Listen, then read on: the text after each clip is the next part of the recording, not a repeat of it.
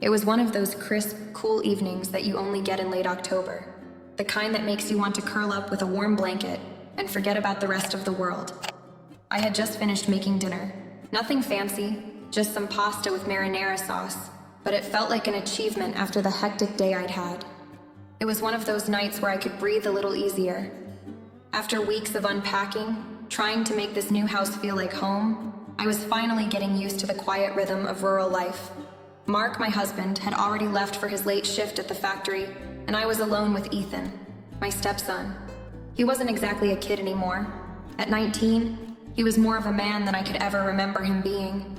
Still, when I looked at him, I saw the boy who had been so small when Mark and I first started dating. The little guy who had clung to his father's leg when we went out to eat. Now, there was this distance between us. It had always been there, but it felt bigger now. Maybe it was because of the move. Maybe it was because of me. I couldn't pinpoint the exact cause, but I could feel it. We had just gotten to this little house on the outskirts of town a few weeks ago. The change from our old life, the hustle and bustle of the city, to this sleepy, quiet town had been overwhelming for both of us. Mark was so excited about the job opportunity here, but Ethan and I, not so much. He was struggling more than I expected. He'd always been a little shy, but now he seemed almost withdrawn, as though this new town was swallowing him up whole. It wasn't like him to be so distant. I set the table, my hands moving automatically as I tried to push away the nagging feeling that this place wasn't really home yet. Ethan sat at the table, his face lit by the glow of his phone screen, not really looking at me or at anything else.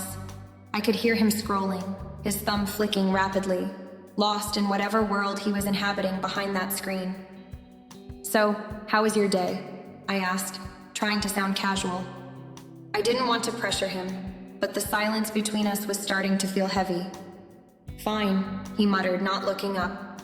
His voice was flat, almost like he was trying to get the conversation over with as quickly as possible. I felt the weight of his avoidance, and my heart ached for him. He hadn't been like this before, at least not in a way that made me feel this far away from him. I waited a few moments before speaking again. "I know it's been hard, Ethan, moving here and everything." I couldn't keep the worry out of my voice, and he seemed to hear it, even though he didn't acknowledge me. It was like he was in a different world altogether, one where I didn't fit in. Ethan finally looked up from his phone, his eyes tired, maybe even a little pained. "I'm just not used to it," he said quietly, his voice barely above a whisper. There was so much behind those words, more than I could possibly guess. But I didn't push. I just nodded and gave him a gentle smile. "I know it's hard," I said, trying to offer some comfort, "but we'll figure it out. It'll take time, but we'll make this work." He didn't say anything in response. Instead, he just looked down at his plate, poking at the food in front of him without much interest. It felt like we were two strangers, stuck in the same house, sharing a roof, but not really sharing anything else. I hated the thought of us being like this, so far apart, emotionally distant in a place where we were supposed to be starting fresh together. Dinner passed in silence. The only sound in the room was the clinking of silverware and the occasional sigh from Ethan, which made my chest tighten a little more each time. I couldn't shake the feeling that we were both stuck in this uncomfortable limbo, trying to find our way back to something we had lost along the way. But what that something was, I had no idea. All I knew was that something had shifted between us, and neither of us was sure how to make it right. As we finished dinner, I cleared the plates and set them in the sink, the clinking of dishes filling the silence between Ethan and me. It was the kind of quiet that felt a little too loud, like we were both trying to avoid acknowledging the distance that had grown between us. I didn't want to make him feel uncomfortable, but I couldn't help myself. I wanted to know what was going on in his head. He was barely speaking to me these days, and it wasn't like him. Ethan had always been a little reserved, but not like this. I wiped my hands on the dish towel and turned to him. "Ethan, is everything okay?" I asked, my voice soft, but I knew he could hear the concern behind the words. I tried not to sound too eager, but there was something about his quietness that made me uneasy. Maybe it was the way he'd been retreating into himself ever since we moved here. It was as if he was carrying a weight I couldn't see. He didn't meet my gaze right away. his eyes staying fixed on the half-empty plate in front of him. For a moment, I thought he might brush me off like he always did when I tried to talk to him about how he was feeling. But then, finally, he looked up. His face, usually so composed, was now marked with something I couldn't quite place. A kind of sadness, or maybe confusion. "I don't know," he said, his voice barely above a whisper. "It's just... everything's different. I don't fit in here. I don't know anyone, and I hate that we had to leave everything behind. I miss my friends. I miss my old life." His words hit me harder than I expected. I had known he wasn't adjusting well, but hearing it from him, hearing the vulnerability in his voice, struck a chord in me. I could tell how much he was struggling, and it broke my heart a little. I wanted to tell him it was all going to be fine, that we'd get used to it, but I knew those words wouldn't make him feel better. The truth was, I didn't have the answers, and I hated seeing him like this. I sat down beside him at the table, not knowing what else to do, but just be there. "I get it," I said gently, my voice calm. "I know it's hard, Ethan. Change is never easy, and I know you miss your old life. I miss some things too." I paused, trying to find the right words. "But you're not alone in this. I'm here. We're in this together." Ethan looked at me for a long moment, as though weighing my words. He still didn't seem completely convinced, but at least he wasn't shutting me out. That felt like progress, even if it was small. He leaned back in his chair, running a hand through his messy hair, clearly frustrated with himself. "I don't know what to think about all this," he muttered, almost to himself. His voice was strained, but there was something in his tone, a hint of relief maybe, that made me believe he was actually opening up to me. He just didn't know how to process all of it. "You don't have to figure it all out right now," I said, my tone soft but firm. "One step at a time. We'll figure it out together. You don't have to carry all this alone." For a brief moment, our eyes locked, and there was a sense of understanding between us that hadn't been there before. I don't know if it was because I was finally letting him in, or if he was just starting to let me in, but it felt like we were on the same page for the first time in weeks. It wasn't much, but it was something. And for the first time in what felt like a long time, I felt a little closer to him. We sat there for a few more minutes, the silence between us no longer so uncomfortable. It was different now, a little more peaceful, even if the unspoken tension still lingered in the background. But for that moment, I felt like we were starting to bridge the gap between us, one small conversation at a time. Later that evening, after I had finished cleaning up the kitchen and made sure everything was in its place, I was about to head to the living room to unwind with a book. But just as I reached for the light switch, I heard the sound of footsteps behind me. I turned around to see Ethan standing in the doorway, his posture stiff, his expression unreadable. "I need to talk to you," he said, his voice quiet but carrying an undeniable weight. I could see the conflict in his eyes, and it made my heart skip a beat. Whatever it was, I knew it wasn't something he'd say lightly. I hesitated for a second, unsure whether to invite him to sit down or stand with him while he spoke. I didn't want to push him, but I also didn't want him to feel like he had to bottle everything up inside.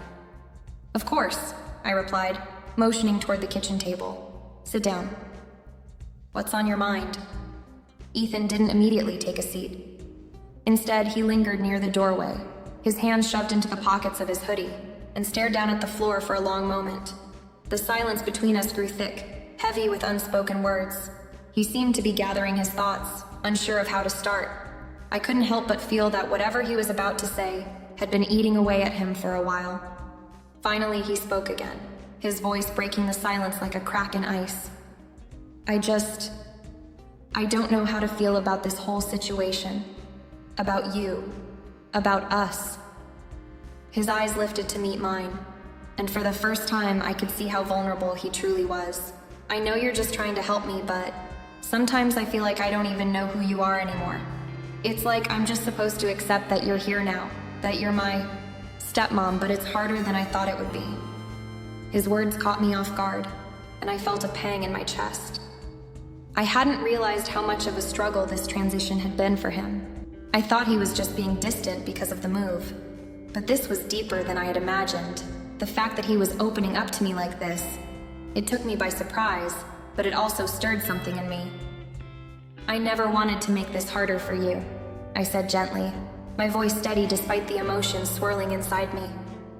"I know this is a lot to process. I'm just trying to be here for you, but I understand it's not easy. We're still getting to know each other." Ethan shifted uncomfortably in his seat, his eyes darting away from mine, as if the weight of his own confession was too much to bear. "It's just that I don't know how to navigate this. I feel grateful that you're trying so hard, but at the same time, it's like I'm supposed to accept that you're a part of my life now, and I don't know if I'm ready for that." He paused, taking a deep breath, and then said something that truly startled me. "I don't know how to feel about you. I don't know how to feel about the fact that you're here, that you're with my dad. I want to be okay with it, but part of me isn't, and I'm not sure why." The words hung in the air, their rawness settling around us like a weight. I hadn't expected this level of honesty from him, and it was clear how much pain he was carrying beneath the surface. My initial reaction was to reassure him, to tell him that everything would be fine, that he didn't have to worry. But as I stood there listening to him, I realized this wasn't something that could be solved with empty words. This was deeper than I'd anticipated. Ethan's eyes finally met mine again, and in that moment, I saw the vulnerability that I hadn't fully recognized before. It was like a wall had come down, and he was letting me in, finally opening up about everything he'd been feeling since we arrived. It was strange, to be honest, hearing him speak so openly about his feelings, especially when it came to me. But it also made me realize that this moment was a turning point in our relationship, one I hadn't expected, but one I knew we couldn't ignore. "Thank you for telling me this," I said softly, my voice sincere. "I can't promise it will be easy, but I want you to know that I'm not trying to replace anyone. I'm just trying to be a part of your life, in whatever way that looks like." There was a long silence after that, the weight of the conversation settling between us. I could see Ethan's shoulders relax just a bit, though he still looked unsure. But that moment, that raw exchange, was more than I could have asked for. It was a start, a small, uncertain start, but one that felt like the first real connection we'd made since moving here. The conversation lingered in the air long after Ethan had left the kitchen. I tried to get back to my usual routine, but everything felt different. My mind kept replaying his words, his honesty, his vulnerability. It was like he had opened a door I didn't know was there, and I wasn't sure what I would find on the other side. I found myself walking around the house, doing chores without really focusing on them, my mind drifting back to him. I couldn't ignore the way his confession had made me feel. His pain, his confusion. It had touched something deep inside me. But there was more to it, something I wasn't willing to admit to myself just yet. As I thought about him sitting there, telling me how lost he felt, I realized that there was a connection between us that went beyond what I had originally intended. I felt protective of him, of course. But now, there was something else. Something subtle, yet undeniable. I tried to shake it off, telling myself it was just the overwhelming emotions of the day clouding my judgment. After all, he was just my stepson, and that's all he could ever be. But as I walked past his bedroom door later that evening, I couldn't help but notice the silence on the other side. The door was cracked open just a little, and I found myself pausing for a second, staring at it. My heart raced for a moment, and I quickly turned away. What was happening to me? I had never thought of Ethan like that, not once. But now, after our conversation, something had shifted. It was hard to pinpoint exactly what it was, but it felt like a space between us that hadn't been there before. A space that felt too close for comfort, too intimate. I tried to focus on other things. Mark would be home soon and I needed to get dinner ready. But even the mundane tasks couldn't keep my mind from drifting back to Ethan. His sadness had left an imprint on me that I wasn't sure how to handle. I wasn't prepared for how deep his words had cut into me, for how vulnerable he had made me feel. And now, I wasn't sure where the lines between us should be. Later that night, after Mark had gone to bed, I found myself lying awake, staring at the ceiling. I thought about Ethan, about how he'd been so open, how I'd seen a side of him I hadn't expected. I wasn't sure how to process what had happened. Part of me wanted to stay close, to comfort him, to be there for him like I had been. But there was this other part of me, the part I wasn't quite ready to confront, that felt something more. It wasn't overt or obvious. It was more like a whisper, a strange pull that lingered in the air every time I thought of him. Every time he'd looked at me with those dark, uncertain eyes, I felt something stir inside me. It made me feel off balance. The next morning, I made a deliberate effort to act normal. I tried to talk to him like I usually did, keep things light and casual, but the tension between us was palpable. Ethan, who had seemed so distant before, was now more open, but it was like we were both walking on thin ice. I couldn't quite read him, and he couldn't read me either. The awkwardness between us had become something we both tried to avoid acknowledging, but it was there, in every glance, in every word we exchanged. I knew I had to be careful. This relationship, whatever it was turning into, had to stay within the boundaries I had always known. He was my stepson, and I was his stepmother. That's all it could ever be. I couldn't let myself cross a line I couldn't take back. But the closer we got, the harder it became to ignore how the boundaries between us were slowly starting to blur. The next morning came too quickly, and with it, an unfamiliar weight hanging over me. The night had been long, and I hadn't slept well, too many thoughts swirling around in my head. I woke up early, trying to clear my mind and get into the rhythm of my routine. I needed to focus on something, anything, other than the unsettling conversation I'd had with Ethan. But no matter how much I tried to distract myself, my mind kept returning to him. As the sun began to peek through the kitchen window, I started making breakfast. The sizzle of bacon and the smell of coffee filled the quiet house, but the peacefulness felt artificial, like the calm before a storm. I couldn't shake the feeling that something was different between Ethan and me, even if we hadn't said anything about it out loud. He was still the same Ethan I'd known since I married Mark, distant, closed off. But now there was something else, an undercurrent of tension. Ethan came downstairs later than usual, looking tired, his dark hair messy from sleep. He gave me a half-hearted smile as he shuffled to the kitchen, but there was an awkwardness in the air, as if we were both trying to figure out how to navigate this new space between us. The warmth that used to be so easy between us, the casual mother-son dynamic I'd tried so hard to foster, now felt fragile, like it could shatter at any moment. "Morning," I said, my voice a little too bright, a little too forced. He nodded but didn't respond right away, sitting down at the table and staring at his phone as he poked at his plate of food. I could tell he was still lost in his own thoughts, but he wasn't as withdrawn as he had been before our conversation. There was something different in his eyes, a sort of vulnerability I hadn't seen from him before. "Everything okay?" I asked, trying to sound casual, like nothing had changed. But even as I spoke the words, I knew they were hollow. It felt like I was reaching for something that wasn't there, something I couldn't touch. Ethan didn't look up, his fingers tapping absently on the edge of his phone. "Yeah, just tired, I guess." His response was flat, more out of habit than anything else. He was avoiding eye contact again, and I knew better than to push. The awkwardness between us had become almost palpable, like we were both tiptoeing around the real issue, afraid to bring it into the open.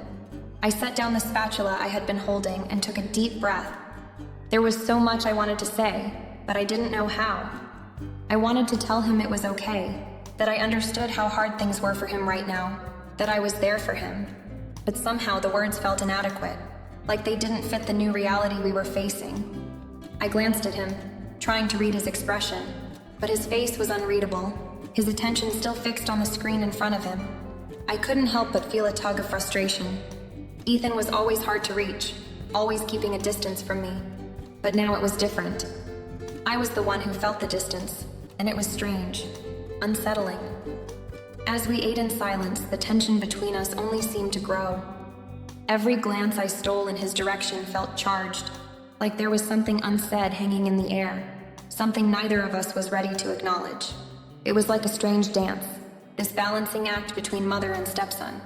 We were both trying to hold on to the roles we were supposed to play, but the boundaries between us were starting to feel more and more blurred. I could feel it in the way he moved, in the way he sat, in the way he spoke to me. It was as if the walls we had built around our relationship had started to crack, just a little, and I wasn't sure how to patch them back up. We had been two separate people, a mother and a stepson, and now it was like we were something else entirely, something neither of us knew how to define. When breakfast was over, I tried to keep things light, asking if he had any plans for the day. But he didn't respond, just stood up, gave me a quick glance, and walked out the door. I watched him leave, my heart heavy with the sense that things had changed, and I wasn't sure where we were headed. As I cleaned up the dishes, I realized that the normalcy I'd been clinging to wasn't coming back. The tension between us had already shifted something fundamental, something I couldn't undo. And that thought, though it scared me, also felt strangely inevitable. It was another quiet night when I found myself walking into the living room, trying to shake off the unease that had followed me all day. The house was dark except for the soft glow of the streetlights streaming through the window. I didn't expect to find Ethan still awake, but there he was, sitting on the couch, staring out into the blackness outside. His posture was rigid, like he was trying to keep himself together, but I could see it in his eyes, the exhaustion, the weight he was carrying. For a moment I considered turning back, leaving him to his thoughts, but something in me wouldn't let me. The tension between us had been building for days, and I couldn't ignore it any longer. I needed to find a way to bridge the distance, to make sense of the quiet, heavy atmosphere that had taken hold of us both. "Ethan?" I called softly, my voice cutting through the stillness. He didn't turn at first, but then slowly he glanced over his shoulder. His face was tired, the shadows under his eyes deeper than I remembered. "You okay?" I asked, taking a tentative step toward him. The question felt almost pointless, but it was the only way I knew to start, to show him that I was still there, that I hadn't given up on him. He didn't respond right away. For a long moment, he just stared at me, his eyes searching mine, like he was trying to decide if he could trust me with whatever was on his mind. Finally, he let out a long sigh and shrugged, his voice barely above a whisper. "I'm fine," he said, but the words felt hollow, like he was trying to convince both of us. I could tell he wasn't fine. I knew him well enough by now to see that, even if he wasn't saying it out loud. I sat down beside him, careful to keep some distance, not wanting to make him uncomfortable. The silence between us stretched out for a few moments, the weight of everything unspoken hanging in the air. I couldn't figure out what had changed between us, when it had started to feel different. But I knew it had, and it was more than just the awkwardness from earlier. It was something deeper, something I couldn't put into words, but I felt it in my bones. Ethan finally broke the silence, his voice quieter this time, almost tentative. "I just don't get it," he muttered, more to himself than to me. "Why did we have to move here? Everything's different. It doesn't feel like home. And..."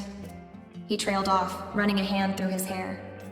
I could see how much it was bothering him. Before I could respond, he spoke again, his words slower, more deliberate this time. "I don't know what to do with all this stuff, with you, with how things are between us now." His eyes flickered toward me, and for a second I thought I saw a flicker of vulnerability there, something raw, something he didn't want to show but couldn't hide. I felt my heart tighten. I wanted to comfort him, to tell him it would be okay, that things would get easier, but instead I just sat there listening, unsure of how to handle the heaviness of what he was saying. I leaned forward, trying to meet his eyes, to give him a sense of reassurance without overstepping. "Ethan, I know this is hard. I know this whole situation is overwhelming, but I'm here for you, okay? Whatever you need, I'm here. I won't leave you to figure this out on your own." There was a long pause as he processed my words.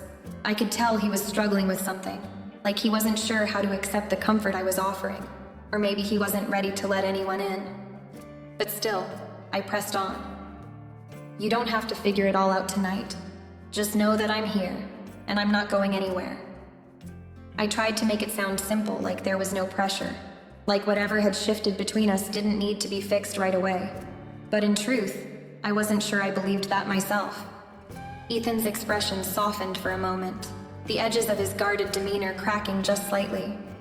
He didn't say anything at first, just nodded, his eyes flickering between the window and me. And then, almost as if he couldn't hold it in any longer, he muttered something I wasn't expecting. "I don't know how to handle everything changing," he said quietly. "I don't know how to handle you, being here. I'm grateful. I really am. But I don't know where I stand with you anymore." Those words hit me harder than I expected. I could feel the weight of his uncertainty, the confusion in his tone. For a moment, I didn't know how to respond. But deep down, I knew the truth. This wasn't just about the move, or about him not fitting in. It was something deeper, something neither of us could put into words. I swallowed hard, feeling the pull of emotions I hadn't realized were there. The vulnerability in his voice, in his eyes, it had stirred something within me. Something I hadn't known I felt, or maybe something I had tried not to feel. I sat there, watching him as he stared out the window again, his words hanging in the air between us. The distance that had grown between us was still there, but in that moment, something shifted. An unspoken understanding maybe, or just the realization that we were both trying to navigate this new, complicated dynamic. And as I sat next to him, the stillness of the night surrounding us, I couldn't help but wonder what would happen next. How would this new understanding, whatever it was, change things between us? Would it push us closer together or tear us further apart? I didn't know, but I knew one thing for sure. Things would never be the same again. The days had been a blur of awkward silences and unspoken tension between Ethan and me. It felt like we were both dancing around something we couldn't quite name, but every time I looked at him, I couldn't help but feel that shift. That shift that had started innocently enough, but was growing into something much harder to ignore. That afternoon, after another argument between Ethan and Mark, something about the constant friction between father and son since the move, I found myself alone with him in the kitchen. Mark had stormed off to the garage, muttering about needing space, and Ethan had retreated to his room. It wasn't unusual for them to clash. It had been happening more and more often since we'd moved, and I could feel Ethan growing frustrated, isolated as he tried to adjust to this new life. I was cleaning the counter when Ethan walked back into the room, his face dark and tense, his jaw clenched. Without saying anything, he sat at the kitchen table, his elbows resting on it, his hands buried in his hair. His back was hunched like he was carrying the weight of the world on his shoulders. I could see it in his posture, in the tightness of his muscles. I hesitated for a moment, but I couldn't stand seeing him like this. I didn't know what to say, but I knew I had to say something. "You okay?" I asked quietly, even though I knew the answer. The words felt like a hollow attempt to reach him, but they were all I had. Ethan didn't respond right away. Instead, he rubbed his hands over his face, his shoulders rising and falling with each breath, as if he was trying to hold himself together.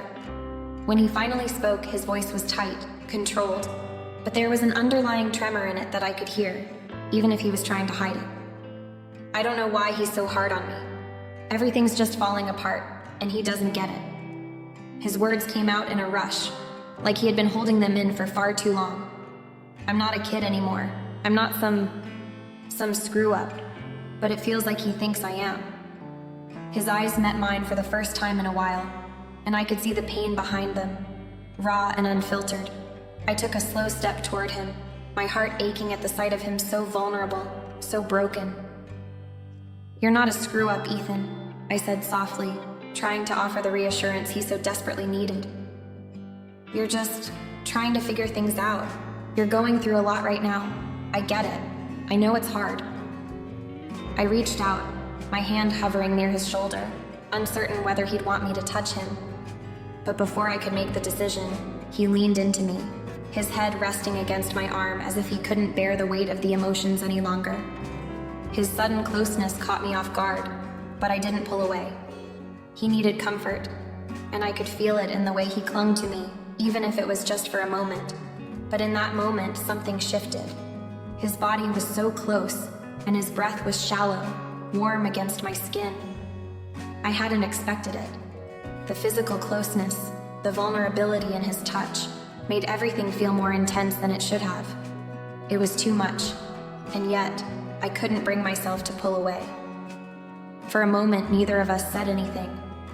The quiet in the room felt suffocating, but neither of us moved. Ethan's hand found mine and I didn't resist. It wasn't intentional, but the intimacy was undeniable. The tension between us was no longer just emotional. It had crossed a line into something physical, something that I hadn't expected, but something that now seemed impossible to ignore. I could feel my heart racing in my chest, my thoughts scattered as my body registered what was happening. This wasn't how it was supposed to be. I wasn't supposed to be feeling this way, not about him, but the closeness, the warmth of his touch, the way his body was pressed against mine. It was all too much. I could sense the unspoken words between us, the unacknowledged pull that neither of us wanted to confront. Ethan's breath was uneven, and I could feel the tension in his body as he leaned into me more. I should have pulled away, should have created space between us, but I didn't. I couldn't. And then, as if he realized the closeness of the moment himself, Ethan pulled away, suddenly embarrassed. He stood up quickly, his hand running through his hair in a frantic motion. I'm sorry, he muttered, his voice barely audible. His eyes avoided mine, his face flushed, and I could tell he was struggling with his own emotions. I didn't know what he was feeling exactly, but I could see the regret and confusion in his eyes. I stayed quiet for a moment, unsure of how to respond, unsure of what to say. I wanted to tell him it was okay, that I understood. But the truth was, I wasn't sure I did. I wasn't sure of anything anymore. "It's okay, Ethan," I finally said, my voice gentle but filled with the weight of what had just happened. "It's okay. Just take some time. We'll figure this out. We'll be okay." But as he turned away and left the room, I couldn't shake the feeling that we had crossed an invisible line. The distance between us, the boundaries that had kept us safe, had shifted in a way that I wasn't sure either of us knew how to navigate. And as I stood there, alone in the kitchen, I couldn't help but wonder how we would ever go back to what we had before. How could we move forward when everything had changed in that one brief moment? The days after that night were strange, filled with unspoken tension between Ethan and me. We didn't talk about what had happened, but the shift was undeniable. We had both changed, though neither of us fully understood how or why. One morning, Ethan came into the kitchen, looking quieter than usual. I was making coffee when he spoke, his voice hesitant. "I've been thinking about what happened the other night. It's been messing with me." I paused, setting the coffee down. "I know," I said softly. "It's been messing with me too." Ethan looked at me, his eyes sincere. "I don't want things to be weird between us. I just don't know how to act anymore." I nodded, feeling the same way. "I don't want that either. We'll figure it out together. We just need to be honest with each other." Ethan seemed to relax, the weight of his words hanging in the air. "Yeah, I think I get it now. We don't need to fix everything right away, but we need to move forward." I smiled, feeling a quiet peace settle in me. "Exactly. We'll take it one step at a time." We didn't need more words. We both understood. Things had changed, but we were in this together.